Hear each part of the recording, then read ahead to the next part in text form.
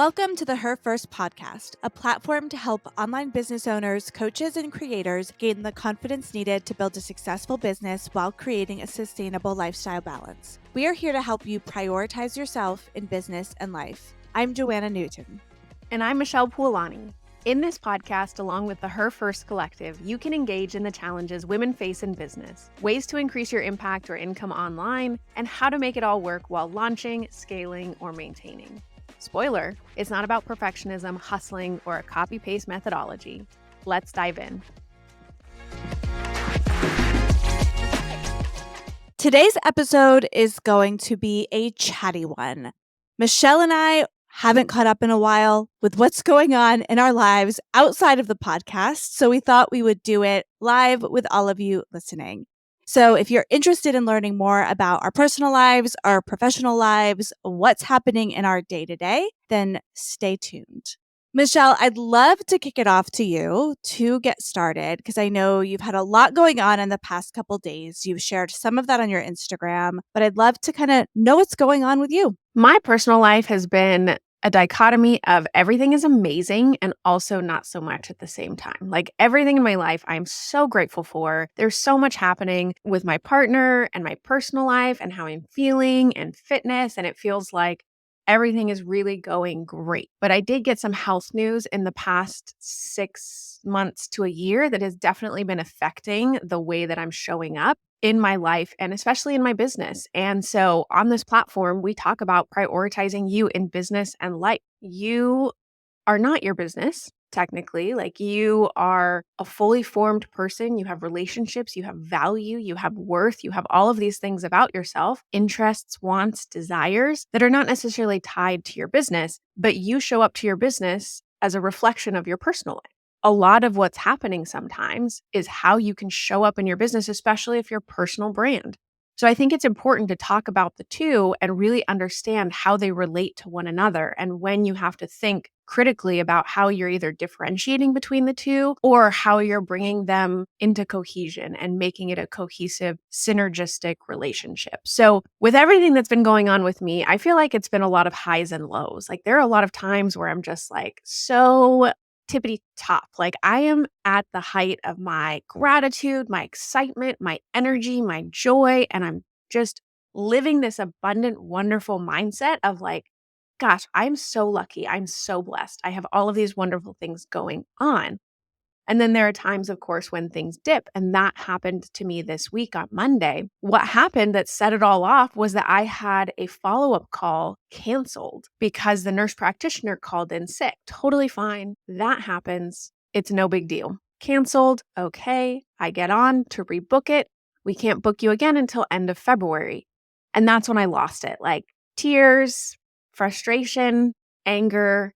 And I like to think that I handle things in a cool, calm, collected manner. But for whatever reason, this really just set me off with everything that has kind of been leading up to this point. So if you backtrack just about a year ago and over the past couple of years, I've been navigating hormonal fluctuations and changes and issues with my fertility. So I'm not trying to get pregnant right now, but my period has been inconsistent. And so it has been 5 weeks, 7 weeks, and then it started to be longer. And it's just not consistent. It's not regular. There can be a lot of things that impact that and your cycle and your hormone health. But for me, this had been noticeable, along with some other things that were coming up for me: skin health, digestive health, sleep, and these fluctuations in my overall well-being when I felt like I was living a pretty quote unquote healthy lifestyle. And so when that started happening, I started getting tests. So lab results done for blood work on hormone levels, on stress levels and cortisol, on vitamin levels and deficiencies and everything else. And so we started getting this information back. And that included high prolactin levels, high bioavailable testosterone, high DHEA, and high growth hormone. And so we tried a couple lifestyle things in the beginning just to see if that was it, but they didn't decrease. So with the continued markers on my blood results or on my lab panel, we started to go the route of MRI. So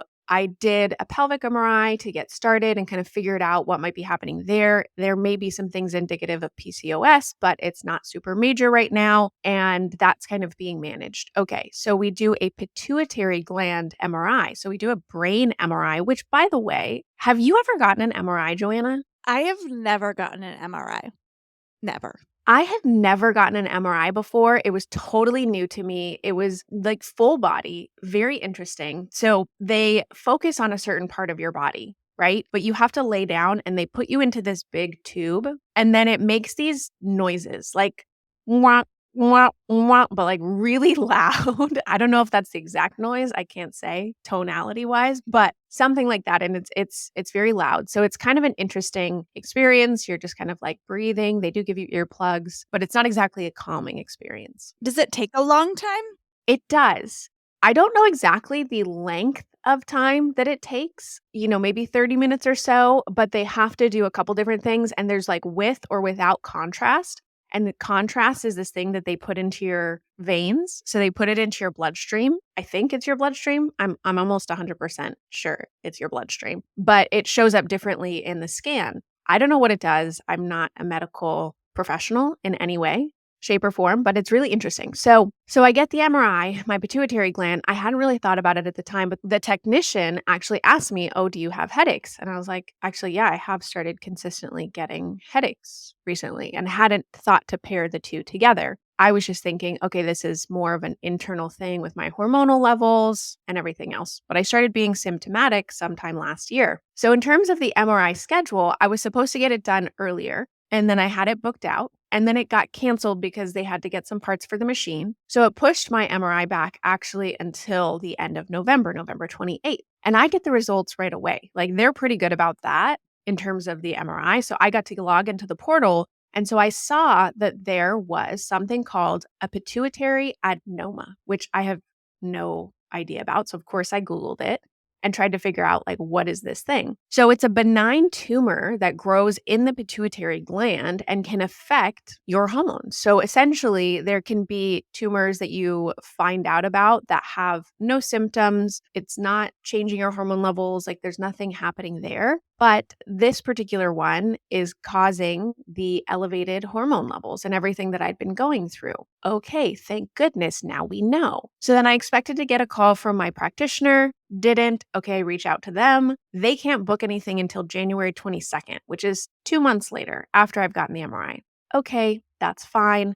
I will wait. And so that's why come January 22nd, when my appointment got canceled, I just kind of lost it because I'm sitting in this place of not knowing, which I think we've all been there. And I'm sure, Joanna, you can completely relate to this of feeling like there's something wrong with you, knowing then, okay, something is happening, and then having to wait for the medical system to respond. I think it's actually really interesting. Neither of us have really talked in depth about what we've both been dealing with medically. And we're both dealing with really difficult causes. Like when you have a cold, you go to the doctor, maybe you have a virus, they give you an antibiotic, you move on with your life. But when your body's like just not working properly, that's a really hard thing to do. And I've shared on the podcast before that I deal with something called ITP, which means my blood platelet counts are lower than normal. And I spent a year in and out of doctors having to advocate for myself, tell them to test for certain things, like literally be on top of my doctors to help me get better for a year and made zero progress, which is so frustrating to put so much time and energy into something while also feeling bad. So, like, for almost a year, I had joint pain. I was super fatigued, not feeling well. And it just is crummy. And to also not feel like there's any action items, there's anything you can do, there's not a plan or anything going like that. And towards the end of the year, my doctors wanted to get me on a new drug for me, not a brand new drug for the world. And let me tell you, the process of getting specialty medication is just horrendous. It took about 2 to 3 months for my insurance to approve giving me the medication. took a couple of months for that. I had to constantly call my doctor. Did you submit the appeal? Did you do the paperwork? Did you do the thing? Did you do that? Like, I had to advocate for myself in the process. Oh, you'd end up on tears on the phone because you'd be calling, you'd be sent to this person, to that person, all of that. So I finally get approved for this medication. And it turns out the medication, even with my insurance, is going to cost $4,000 a month. That's ridiculous. I'm sorry. Like, I'm all about abundance and financial health and like, yeah, okay, making things work. And when people come to me and they tell me, "Oh, it's too expensive for my exercise thing," it's like a few $100s, or I can't get meal prep delivery service because it's too expensive or whatever. That is outrageous, and that is a crime. $4,000 a month for a medication? For a No. medication. Right. Absolutely insane. And so it's $4,000 a month. And that's because specialty medications, like your insurance doesn't cover them in the same way like they do other medications. So my doctor's like finally got approved. It's going to be $4,000 a month. That's all I got. Okay. So then I'm like, okay, how am I going to do this? I'm going to take a step back because previously I did learn there was a foundation that allows you to apply to get the medication fully covered or up to a certain amount a year. So I'd applied for that foundation, never heard back. So I called the specialty pharmacist, who my doctor's like, it's $4,000 a month. Call the specialty pharmacist. I'm like, oh my gosh, I can't spend $4,000 a month. I guess I just have low blood platelets and joint pain for the rest of my life. Like, I don't know. This is my life. So I talked to the specialty pharmacist and he's like, well, have you applied at the foundation? And I'm like, yeah, I have applied at the foundation. And he's like, well, they approve almost everyone as long as you meet these requirements, which I meet the requirements. And I'm like, but I haven't heard back. So he's like, here's the number for the foundation. Call them. So I called them and they had told me that they had been calling my doctor for very specific information. And my doctor had taken a month and not called them back. I can't make this up. This is ridiculous. This is the thing about systems like this that just make me so angry. So angry. And as a side note, in the meantime, between when it was $4,000, I guess like the pharmacist reran it and it got down to $1,000 a month. I feel like I could have figured out how to make $1,000 a month work if that was like life changing, but still, that's a lot of money. Also, on top of that, when I'm paying, as a self-employed person, I'm paying fully for my insurance on my own. Like, I pay for my family a good amount of money a month already in insurance. This was going to be a big extra amount, but maybe I could have figured that out. But anyway, I got on the phone. I was on the phone with the foundation for about 2.5 hours because their phone lines weren't working and I would get disconnected and then I'd have to call back and I'd have to reread all the HIPAA stuff every single time. So that was really fun. But anyway, I managed to get the medication for $0, which is fantastic. That's amazing. Wonderful. But here's the really interesting thing. It gets even more interesting. In the meantime, I had, I think in early December, done some tests with a functional medicine doctor. And those results came back and found that there could be a different underlying root cause to where my ITP is coming from. So my doctors came to the conclusion that this is just how your body is. We don't know why. There's no known root cause. The functional medicine doctor found some things related to digestive health that she thought could make a difference. So I am in the process of following her recommendations, started like a complete diet change, taking certain supplements. I'll be starting some new supplements next week. We're doing things in phases, but for the first time, 1 week following her recommendations, for the first time, my blood platelet counts went up by themselves without medication. Whoa, based on the diet changes that you made from this functional practitioner. Correct. Just the diet changes. I hadn't started any of the supplements yet. It's only been like 2.5 weeks, really, actually, because I get my blood platelets count every single week. They went up and then they went up again. I'm trending upward. I'm only a portion of the way through her recommendations because we're phasing through different supplements to like fix what could be going on, in my gut that could be the actual root cause of what's happening to me. Basically, my body's trying to fight an infection in my gut that it's just not doing on its own and it got stuck. That's the simplistic version of what she thinks is happening. Now, this could not be the only thing that's happening, whatever, but I'm seeing improvements in this other vein, which is amazing. And I hope that I keep, going up. I did get my $0, $4,000 medication. It's in my cabinet, but I'm going to wait to start it. Since I'm upward trending, I'm going to hold off and wait and see what's happening. But I think if you're not feeling great, I think the point is like seek seek a medical doctor, talk to those people. But I felt like my doctors were telling me, we just want to keep your blood platelet counts above 50,000. They didn't care about my fatigue. They didn't really care about my joint pain. They didn't care about my life quality.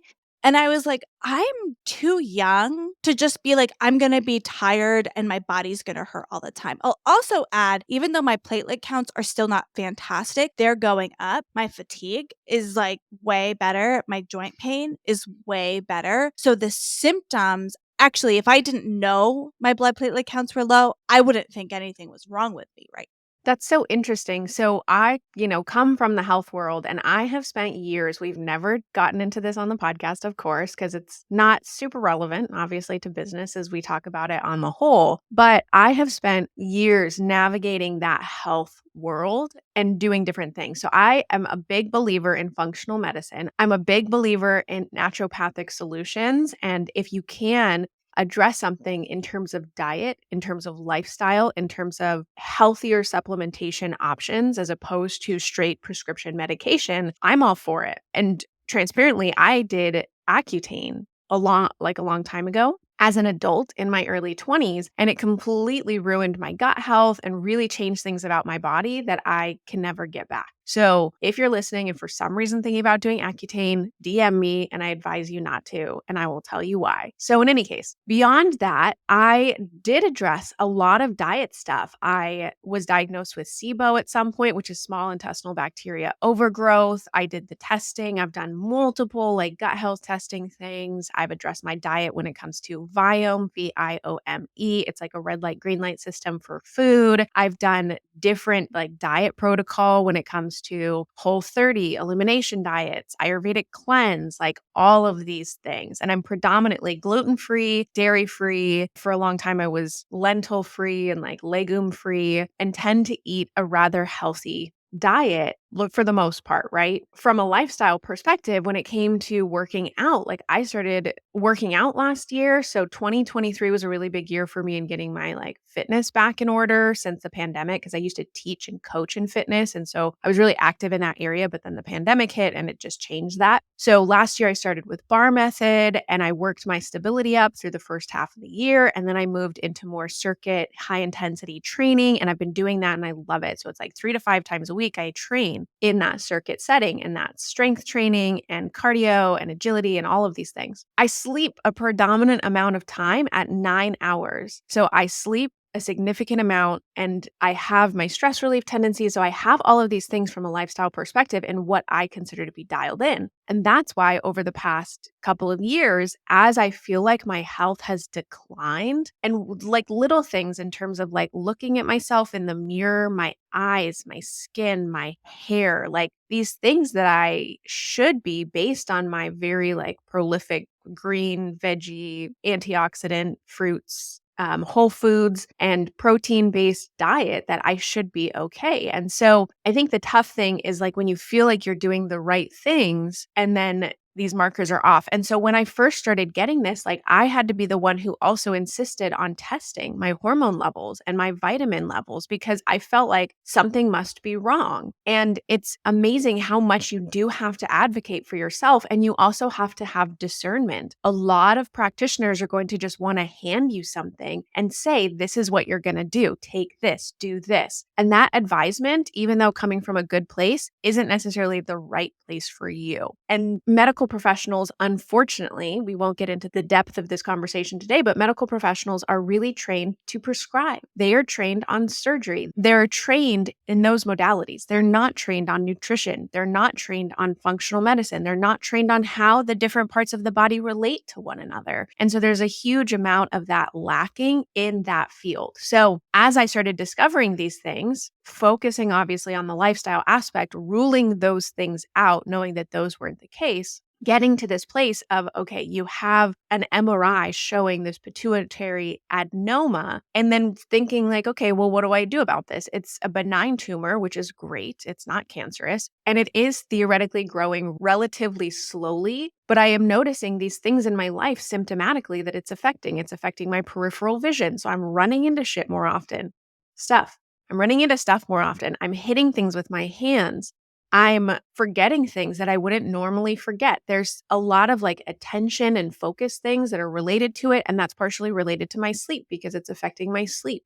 Over the past few weeks, especially, have been getting like 5 to 6 hours of sleep and waking up throughout the night. And that is not normal for me. It's not normal for what I need to function at a high capacity. I'm forgetting things. I forgot to publish the podcast. I'm forgetting things and not enjoying the way in which I'm showing up in my life, which is stressful and frustrating. So when I got that call, the appointment's canceled, you're not going to be able to meet for another month and a half, I was like, this is ridiculous. So I ended up sending my MRI to a very trusted friend and family member. And she's a doctor. She has a history in these types of things. And so she got on, she took a look at it. We talked about the symptoms that I've been dealing with. And so she suggested that I meet with an endocrinologist. Well, in order to do that, I have to have a referral out from my primary care physician. So now I'm going through the steps of making that happen. And what that took was actually going into the office and saying, this is my situation. This is what's showing up on my MRI. This is not something that can wait. It needs to be addressed sooner. So I did get an appointment booked for the next couple of days, which is great. And then hopefully I can meet with my primary care sooner than that and start to deal with this. So what I've also done is started to share with my family, because previously I was just like, oh, I'm just going to wait until I hear, till I understand what's happening in order to actually share with my family, let my partner know like what's happening. Because if I don't have any information, there's no reason to like raise concern. But since I have done that, now they've started like sending me information and they're researching and they're saying like, okay, this is a pituitary gland specialist out of Santa Monica. Okay, we're going to do these things. So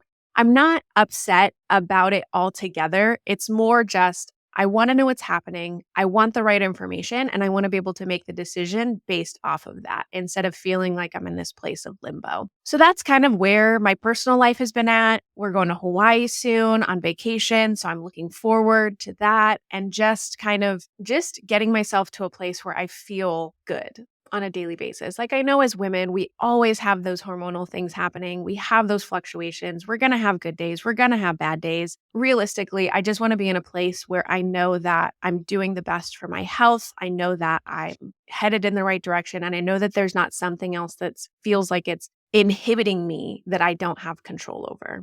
So that's my personal life. Otherwise, dogs are really good. Husband is really good. He just got back from a cider conference up in Portlandia.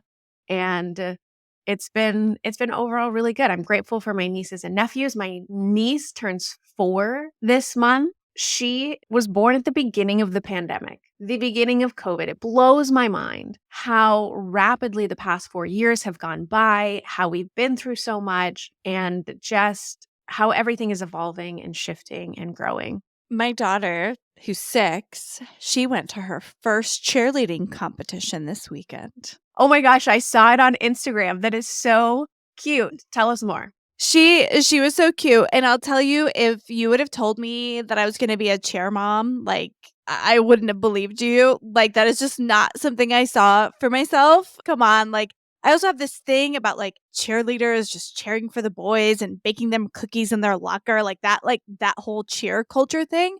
But May is actually on it's a competitive kind of cheerleading league. They don't cheer for sports. Not that there's anything obviously wrong with going down that path, but it's very cool because, May was pretty young in the pandemic, not as young as your niece.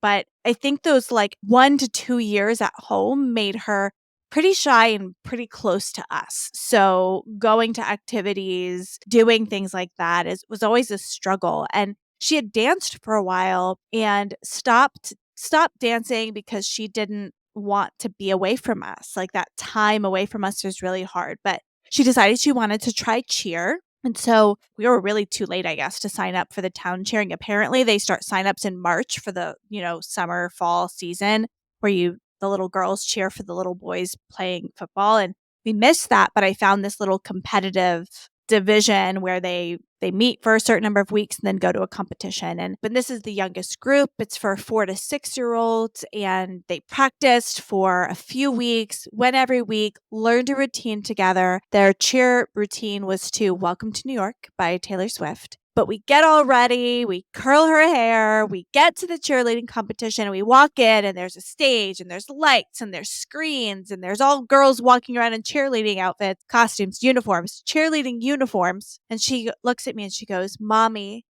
this is my calling," which was just the sweetest thing ever. And she really wants to go back. She wants to start the next season and do cheer. And it was actually really fun to be there and watch. And when you're watching the competition, you get to see different age groups. And there were some like 12, 13-year-old girls doing some crazy stunts and tumbling. It was actually really super impressive. And for her too, she got to watch the older girls, see what they're doing, see what she's doing, work with her team. She just absolutely loved it. That's so wonderful, and having her walk in and say, "This is my calling," that is just so adorable and so neat. Now, cheerleading is a competitive sport. This'll date me, but Bring It On blew my mind when it came to cheerleading and, like, what they go through. So, I think it's actually a really interesting, phenomenal sport to be a part of when it comes to dance and tumbling and gymnastics. Is like a really interesting blend of skills. And I think that she'll evolve with those skills over time.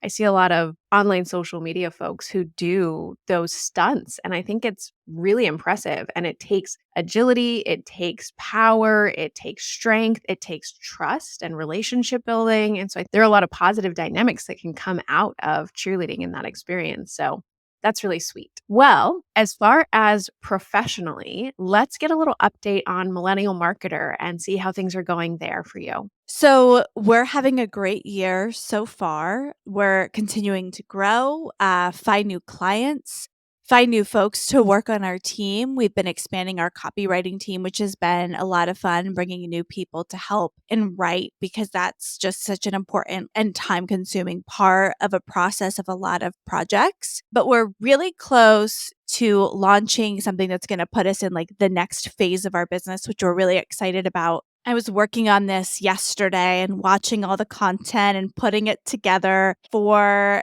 this new thing we're calling. I'm not going to say what it's called yet because I don't know when we're going to like reveal the name of it. But basically, what it is we're creating video content and trainings to go along with each of our services. So when someone gets a webinar funnel and we're building a webinar funnel for them, not only will we build that funnel for them, but we've created a course to go along with it that's going to teach them the skills for any of the portions they need to do themselves, but also help them walk through our process. So it's going to be a really great way to teach our clients strategy and skills they need, but also help automate our internal processes a little bit more. So it's kind of starts to become this hybrid of like a done for you service and a course meeting somewhere in the middle. And we're building out our webinar funnel course right now, as well as an onboarding course to help walk everyone through the steps that we need done for onboarding to make that experience so much better. And I'm excited about it because, one, I think it's going to help us just provide even better service to our clients. There's so much more added value to what we do that starts. I know we've talked on this podcast about figuring out how to do less trading time for money, right? Like, how can we stop doing that? That's moving us into that direction of not just trading time for money, because a lot of those videos would have been one-on-one calls with clients. And not that we won't have one-on-one calls with clients, but we can say, watch that video, and then let's get right to talking about your specific situation versus having to go back and do that teaching. So we're going to be able to spend likely a lot of fewer face-to-face hours with clients because they have this great instructions available to them. And then they're using their one-on-one time with us or anyone on our team more wisely because they're properly prepared for it. So I think this is going to really help us scale our business faster, and take on more clients as we build out these systems that are better for them. And I'm Mhm. actually doing a trip in a couple of weeks to film more for that portal. So we're just creating more and more content for it. Such a powerful tool to be able to offer your clients and within the services that you do. Not only are you focusing on the automation and the systems, which enables you as a business owner to free up more of your time, more of your energy, more of your mental space, but I have to say, in the past, when I have done programs or gotten into courses or done offers, and the coaching calls are specifically geared around teaching, or the one to one calls are specifically geared around teaching, it feels like a waste of time and energy. I don't want to get on a one to one call. I don't want to carve out time in my schedule, get on a Zoom and learn how to do something from someone. That's not what I'm there for. I'm there to be individually guided. I want to talk about the things that are, like you said, uniquely specific to me, where I am, what my needs are, what's going on in my business, what's going on in my mental space in terms of blocking me from doing that thing that I'm supposed to do. A lot of coaching conversations go that way, right? A lot of people know what they're supposed to do, but just aren't doing it. So a lot of that coaching is helping them to actually do that thing, or maybe clarifying something that they didn't understand from the videos. But I think freeing up that time and energy for both the client and the service provider is super helpful and really important. I think that's going to be really powerful for Millennial Marketer. And I'm excited to see you guys take that to the next level and the next step. Yeah, it's really exciting. And when you think about it, when you're a service provider of any sort, there's a whole bunch of information that is the same regardless of the particular client situation. So if you're teaching health and wellness, if you're teaching someone a very particular business or sales skill, there's so much stuff that you'd likely just repeat over and over again to individuals. That stuff that no matter what kind of service provider, having resources, having video content, having pre-recorded things that are like, oh, you want to learn about that? Here you go. We don't need to talk about it for an hour. I don't need to talk at you for an hour about this. You watch this thing that I've done and then come back to me with questions. And actually in education, in the education world, that's called like the flipped classroom model, where they talk about instead of lecturing students in class time, give them the materials to learn on their own. And then when they come to class, we're going to practice, we're going to discuss, we're going to apply, right? We're not going to just sit here and watch me lecture you because that's a waste of everyone's time. I think that this brings up the conversation of how digital products are so important at so many different levels. They really give you space, time, and freedom with a lot of what you're doing, whether you are just one to one, whether you're in the group setting, whether you are creating content on a larger scale, just from an audience building perspective. You have the opportunity to next level educate people, connect with people, and really translate what it is that you know, what it is that you're skilled at, your information, your knowledge at that level, and then be able to dive deeper with additional support. We were just actually having this conversation in my next level coaching membership. One of the participants and business owners brought this question, is essentially, how do I add a VIP option onto what I already deliver for my customers at this time? Perhaps they have a membership, perhaps they have a course, perhaps they have something that's at like your initial or mid-ticket entry level, and you want to add additional revenue to your business, and you're trying to figure out how to do that at a VIP level. Well, one is you look at what you're doing already and seeing if there's anything in the one-to-one or the small group or the one-to-many model that you're doing over and over and over again. Okay, systematize, automate that, record it, and get it to them so that they can access it without your actual time and energy. And then two, once you have that baseline structure, once you have something that you're already delivering to someone, how can you maybe add on that little piece of communication that's really going to be beneficial to them, but maybe not take so much of your time, whether that is Voxer contact or whether they can submit something for review where you don't have to be on a phone call or a Zoom call. You just look at it on your own time when you're working, send them back a Loom or send them back an audio or send them back whatever description makes sense for you.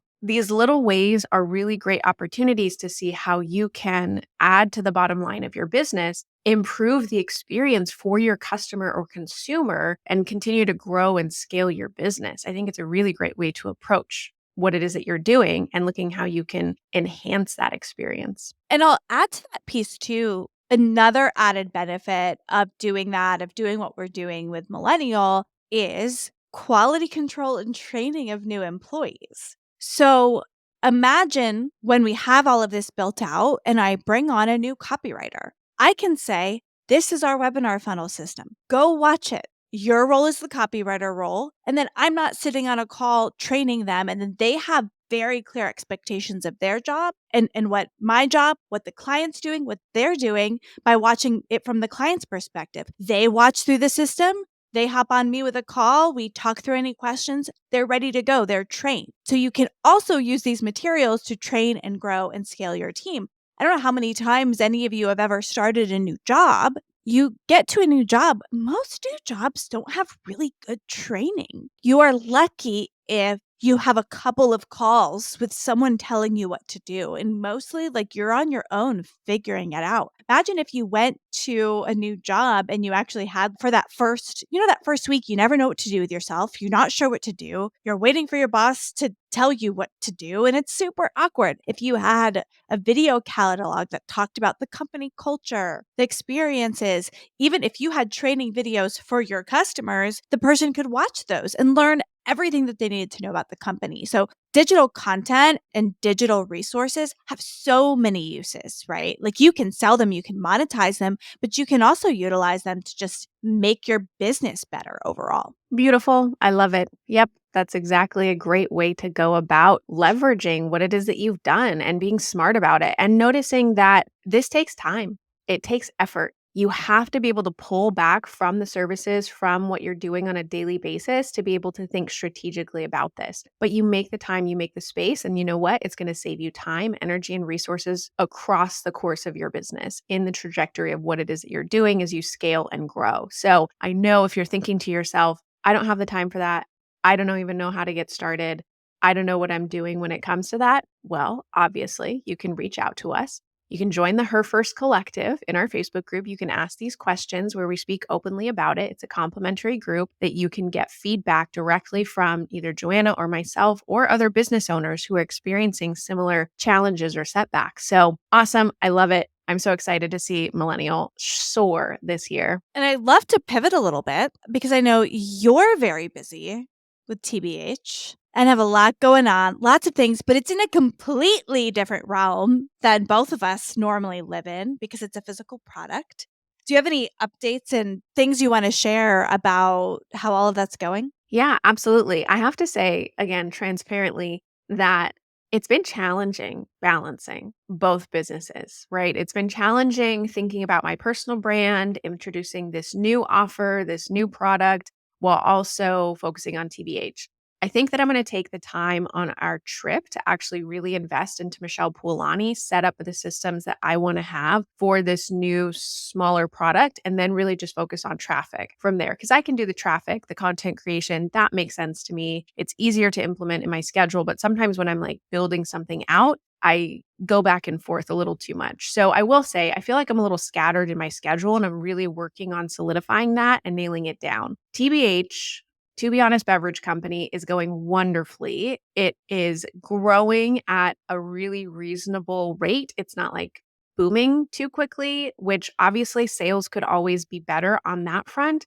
And then that being said, you also don't want to grow beyond your potential from the very get-go. That can also really have a business come crashing down. Again, another coaching call that I was in had this conversation of, she was aiming, I think, for 50 new members in her product and program online, and she got 100 members, and she kind of had a little bit of like a reaction. Nope, that's not going to work for me. Sometimes we don't realize the limitations that we put on ourselves based on our growth and our ability to reach a certain level because we need to overcome or go through something a little bit different in order to get there. So I think that to a certain degree, I'm holding myself back a little bit with, to be honest, because I don't want to hit a level where I'm completely overwhelmed. We only have about 250 bottles left of this first batch, but if all of those sold tomorrow, then I need to ship out 250 bottles. Like that's a lot. And it's a lot of things that I don't want to do and just be completely overwhelmed with. Someone was just sharing with me that this pie company had gotten on this television show and it just blew up, which is great. But then they immediately had to bring in all of their family members, all of their friends, and as many people as they possibly could in order to fulfill orders. Again, a good problem to have, but is that what you want for your growth and your trajectory? So, in any case, just something to think about. So with the physical product, things are going really well. I just went to an event in Santa Monica. I made a lot of connections with some bigger names in the industry that I definitely look up to and that have been doing really good things in the non-alc space.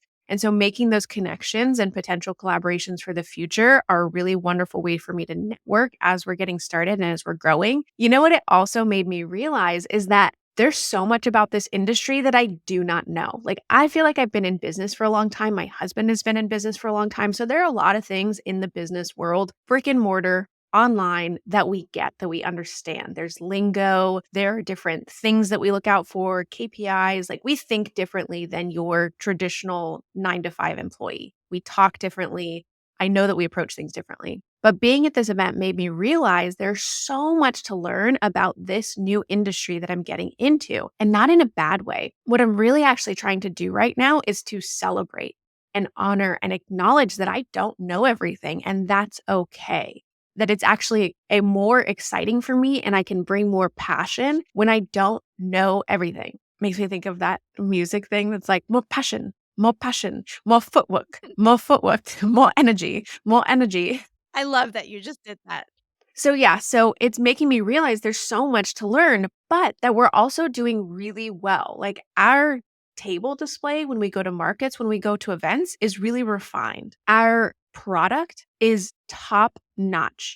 I went to an event, we were drinking all day. We went to a zero proof bar at night in Chinatown, LA. And the comparison of the products that we were having made me feel like we are right in there with everyone else and giving people that elevated experience of drinking without the effects of alcohol. And so it really solidified our mission, our vision, our intention, and what we're doing in a really positive way. So I'm really grateful for the event. I'm really grateful for everything that's happening right now. We have consistent orders coming through. We have restaurant partners that we've signed up. And so people are getting to consume the product in a live drinking bar environment, as well as in their home. And the really cool thing about this is that the way that we've cultivated the brand is something that I'm going to continue, I think, to speak to at a larger business level, because independent of the business that you have or that you are starting, the brand and the presentation of what you're doing is so important.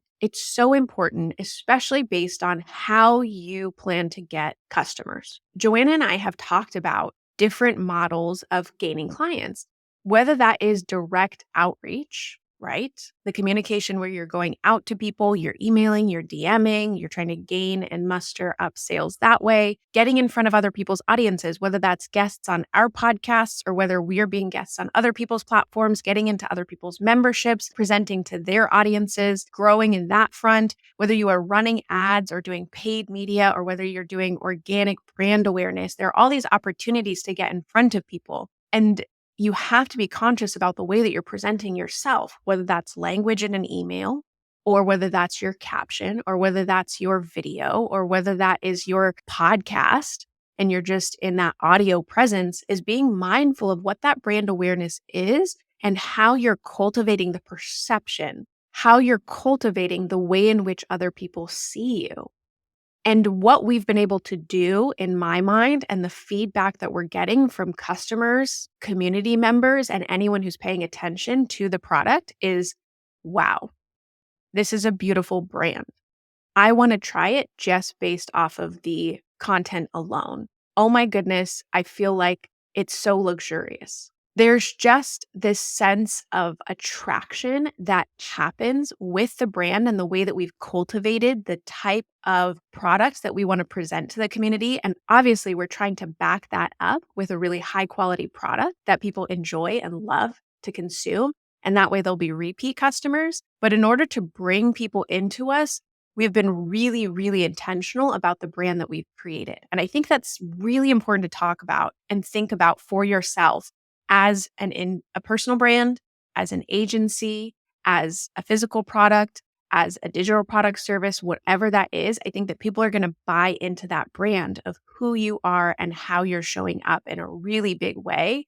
And that's been demonstrated in even the fact that we've gotten launched in the past few months. People really feel like it's already a big brand, that it's already a big business, and they're excited to be a part of it. So I think that everything's going really well on that front. We're excited to continue to grow. I think that 2024 is going to be a big launch year for us. I think that we have a lot of opportunity in the future to get even bigger. I'm looking at people like Three Spirits, and they just finished $3 million round of funding for their next evolution and growth path. And we're a bootstrap company with only in the, tens of thousands of discussion in terms of launching and getting started. And so we're small now, but I'm really honoring and celebrating exactly where we are, acknowledging that we may be small right now, but that's okay because we may be not just a multi-million dollar company, but this company and product and potential has the chance to be huge. And it may be someday. And that's going to be great too when we get there. Every single step along the way, I really want to celebrate and I want to be present for and I want to enjoy and not compare myself to someday or not compare myself to where other people are on their process. You shared so many good things. I'm so excited for all you've accomplished with TBH so far and everything that's to come. But one thing I want to pull out and kind of highlight for those listening is that you shared that you have so much to learn, right? You're building this company with a product and you know there are things you have to learn. And I think so many times I hear people say, or I've said to myself, I will start the thing when I know enough, when I'm smart enough, when I've achieved a certain thing.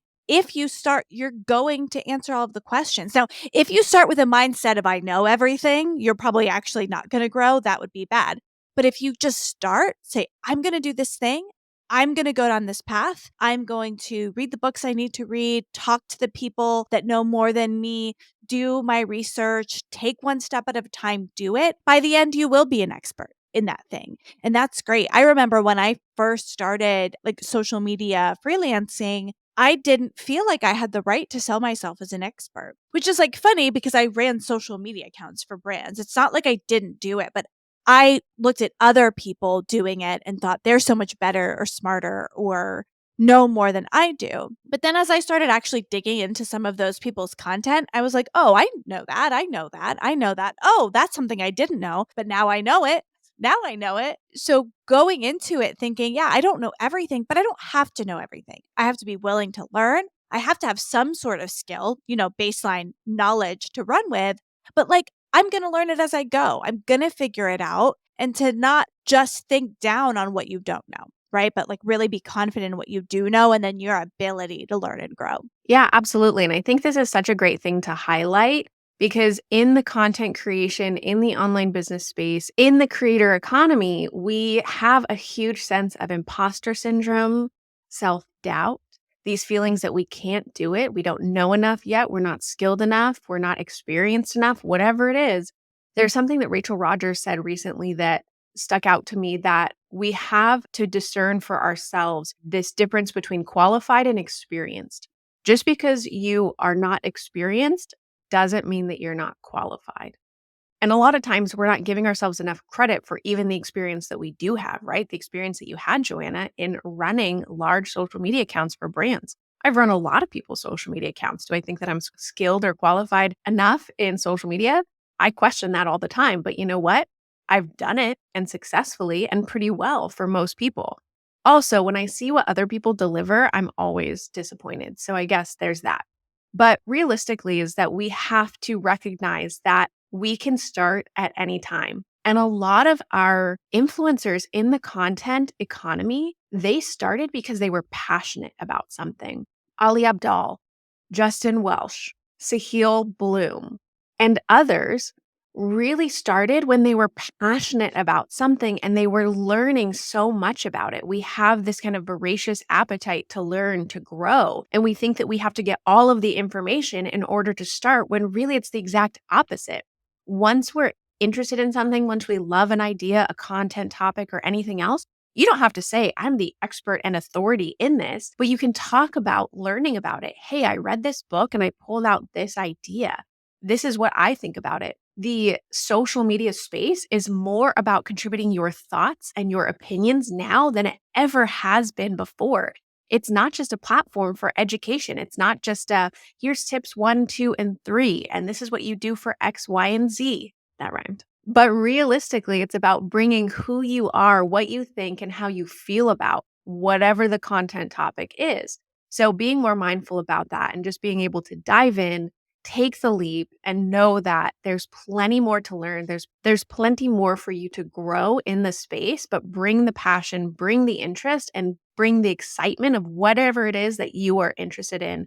Well, this was a lot of fun, Michelle. I feel like we should do some completely unplanned, off the cuff catch ups more regularly. If this was something you enjoyed, make sure you leave us a review or join our Facebook group and talk about this episode with us. We really appreciate you and have loved kind of just sharing a little bit behind the scenes of what our lives are like.